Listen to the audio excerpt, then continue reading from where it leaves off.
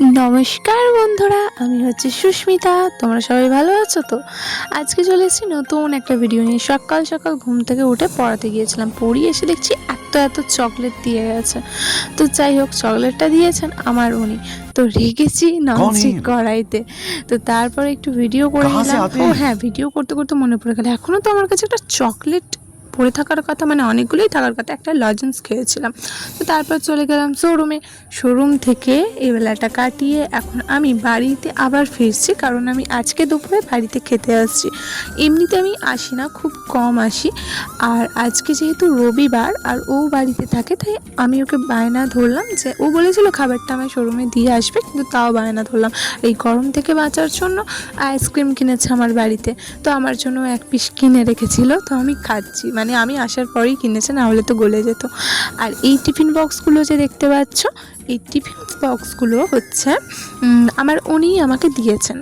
উনিই আজকে আমাকে বলেছিলেন যে ভাত আর সাথে এই তরকারি যা রয়েছে আমাকে দেবে, কিন্তু আমি বলেছিলাম আমি বাড়িতে এসে খাবো, সেই কারণে ভাতটা আর দেয়নি। যেহেতু আমি বাড়িতে এসে খাবো মায়ের হাতের রান্না, আজকে আমার মা রান্না করেছিল, বলেছিলাম চিকেন কষা করতে, আর ওটা আমার খেতে, মানে মায়ের হাতের চিকেন কষা খেতে সবারই তো ভালো লাগে, তো আমারও খুব ভালো লাগে। তো মানে এই যে মাংসটা দেখতে পাচ্ছ টিফিন বক্সে, যে মাংসটা রয়েছে, মাংসটা ও এনেছিল। এটা মাসির হাতের রান্না।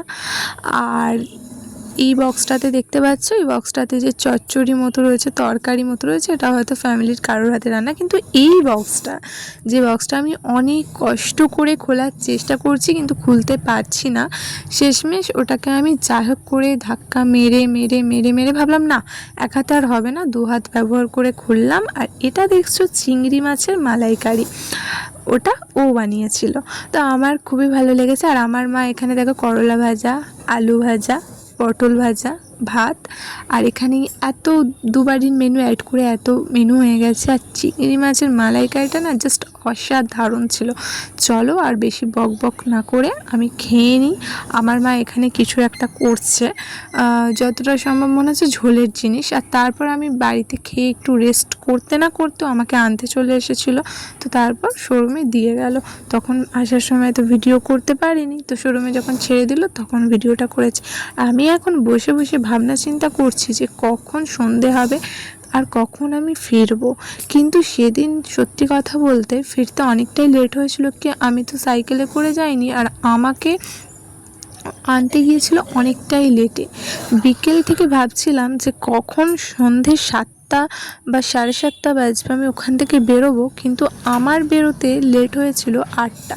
আর আমি এরকম, মানে কি বলবো, অনেকটাই মুডটা অফ হয়ে গেছিলো যে আমি তাড়াতাড়ি বেরোতে চেয়েছিলাম। অনেক দিন ধরেই কোথাও ঘুরতে যাবো ভেবেছিলাম, কিন্তু ও যেহেতু কাজের মধ্যে আটকে যাওয়ায় অনেকটাই লেটে আমাকেই একা হেঁটে হেঁটে সন্ধেবেলা 8টার সময় এই রাস্তা দিয়ে আসতে হলো।